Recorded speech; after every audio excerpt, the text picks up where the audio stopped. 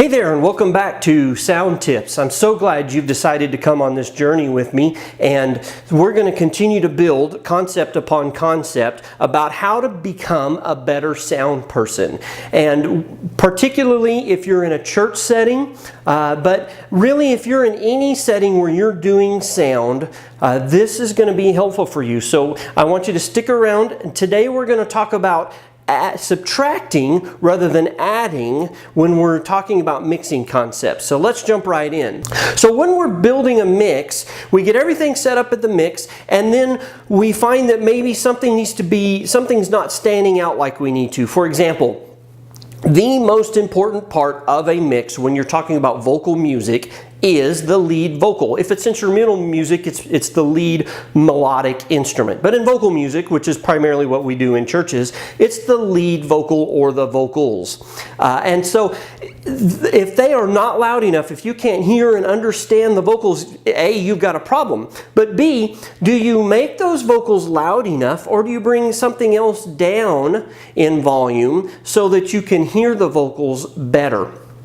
And so that happens with overall volume. It can happen with EQ volume when we start getting into that, which will come here in a little while. And in monitors particularly, how many times have you heard somebody say, I need more of blank in my monitor? Particularly it's more me, right? I need more of my guitar or more of my vocal. I can't hear me. And a lot of times the problem is not because they're not loud enough, it's because everything else or something else is too loud. So I want to encourage you to think about how you can lower something rather than raise it. So if you get a request, I can't hear my vocal in my monitor. Is it because their vocal simply isn't loud enough? Or is it because maybe the piano is too loud and they just can't differentiate or discern their vocal over that because it's too loud? So you're going to have to work with that and figure out which one needs to either come up or come down. If you continue to add sound upon sound and just continue to push it up, you're going to run into a couple of problems. Number one, you start to overload the mix bus. So you just get the volume too loud. You know, the little meter starts getting into the orange or red or whatever color is bad. You want it to be in the green to maybe yellow, depending on your mixer. Something we'll talk about in the future. But you begin to overload that mix bus, and you also, especially if you're doing a monitor, but it can be in a house too, but an open floor monitor type of a situation, you start having problems with feedback. Plus, you start having problems with overspill into the congregation or the audience area. So always be thinking, how can I help by lowering something rather than raising something? Now here's a good tip. If you're doing that in a monitor, somebody says, hey, I can't hear my vocal, can you give me more vocal in the monitor? Don't just start cutting stuff. You need to have a dialogue beforehand with your vocalist, especially if it's somebody, typically when you have somebody like that, you know them, you know they're going to start asking for it. So beforehand, I want you to have a conversation with them. Make sure you have a conversation with your leaders. Hey, we're going to work on something. I know our volume's getting higher and higher and higher, and so I want to start working to bring that down a little bit. So we're going to start doing some subtractive mixing rather than additive mixing. And so what we're going to do, you want to tell them, is when we have something that needs to be more of, what I'm going to do is ask you, what can we bring down to help compensate that? And so when they say, hey, I need more of my vocal in the monitor, find out, is it really that you need more vocal in your monitor, or is it because maybe the guitar's too loud, or maybe the keyboard's too loud, or maybe everything else is too loud? And so it's not a problem. Their monitor may be really super loud, but they do need more to be able to hear and discern their vocal more. So the problem is then we need to bring everything down, or bring that particular thing down, and so that their part stands out more, but we didn't bring it up actually, but their perceived volume is higher. The way their ear is able to differentiate is better because you've made more of a difference in that. Same thing if your pastor comes, for example, and says, hey, I need to be able to hear the lead vocal better. Is that really because the lead vocal isn't loud enough? It may be. So don't always do this. You have to kind of discern when you need to. But As a general rule, it's not that the vocal needs to necessarily come up, it's that something or some things need to come down to compensate. So you kind of have to know when that needs to take place.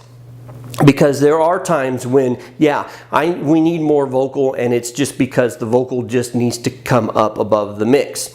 But especially in a situation where you're really starting to push, you're starting to push the system, you're starting to push the meters, and if you keep adding and adding and adding, so somebody comes and says, hey, the vocal needs to be louder, and then somebody comes and says the piano needs to, I can't hear the piano, and then I can't hear the bass drum, I can't hear, or the bass guitar, I can't hear the snare drum. You keep adding those things, and all of a sudden that cumulative effect where your sound was sitting in here continues to go up and up and up and up, and then over time now the sound is too loud, it doesn't sound good, it's not pleasant. It's not because maybe your system is bad, it may be because you just made it, you pushed it out of the capability of the system, just like I pushed it out of the capability of my camera to pick it up. So you're working kind of in this area where you need to maybe be in this area, if you can kind of see that. So, if you start getting your sound up in this area, you're getting into an area that's not going to be as pleasant, because right here's your ceiling of good, so to speak.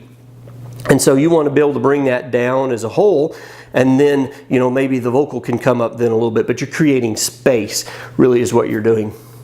So I want you to keep that in mind. We'll talk a lot about that as we talk about some of the other particulars, but I wanted to kind of give an overview of subtractive rather than additive mixing. So whether you're doing for house, whether you're doing for monitor, if you're mixing your own ears, or you're the sound guy and your ears, people with their ears are saying, I've got everything up and I can't hear myself. I've got me all the way up and I can't hear me. You've got probably a couple of problems. Number one, if they're using like the stock Apple earbuds or something like that, they're not made for live sound, and so you want to encourage them to invest in some better in-ear monitors. You don't have to spend a ton of money, but like a lot of things, you get what you pay for. But in today's day and age, it's great, you can get a good quality product without spending a lot of money on it. So that might be your first problem. The other problem may be just because they've got everything else so loud that they need to bring it all down, so that except for themselves. And I've seen that a lot. So encourage them to what is it that you can take away from in order to help your overall mix stand out a little better. So subtractive rather than additive. I want you to keep that in your mind as you continue to hone your mixing skills and your sound skills, and as we continue to build upon concepts of how to become a better sound person. So thanks again for coming along with me on this journey. If you would, please go down, hit the subscribe button and the like button. That'll help the content to be more visible.